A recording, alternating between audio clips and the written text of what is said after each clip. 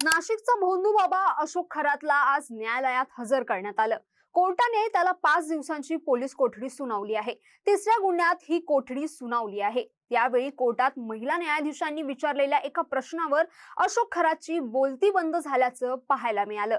अशोक खरातला आता 13 एप्रिल पर्यंत पोलीस कोठडी सुनावण्यात आली आहे। त्यामुळे अशोक खरातच्या अडचणीत वाढ होताना दिसतेय। कोर्टात बाजू मांडताना तपास अधिकाऱ्यांनी सांगितलं की तिसऱ्या प्रकरणातील फिर्यादी महिला 7 महिन्यांची गरोदर असताना आरोपी खरातने तिच्यावर अत्याचार केला आहे। आरोपीनं ईशान्येश्वर मंदिरात तिच्याकडून अघोरी पूजा करून घेतली।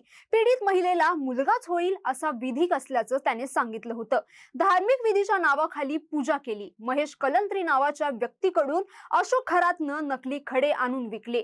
त्या व्यक्तीचा तपास करायचा आहे। तो महिलांना गुंगीचं औषध द्यायचा, ते काय आहे याचा तपास करायचा आहे। यासाठी 7 दिवसांची पोलीस कोठडी मिळावी अशी मागणी तपास अधिकाऱ्यांनी कोर्टात केली आहे। यावर खरातच्या वकिलाने देखील कोर्टात युक्तिवाद केला।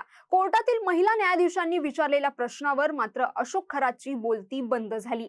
दोन्ही बाजूंचा युक्तिवाद ऐकल्यानंतर कोर्टाने आरोपी अशोक खरातला 5 दिवसांची पोलीस कोठडी सुनावली आहे। या प्रकरणी आता तपासात पुढे काय निर्णय येतो हे पाहणं महत्त्वाचं असणार आहे।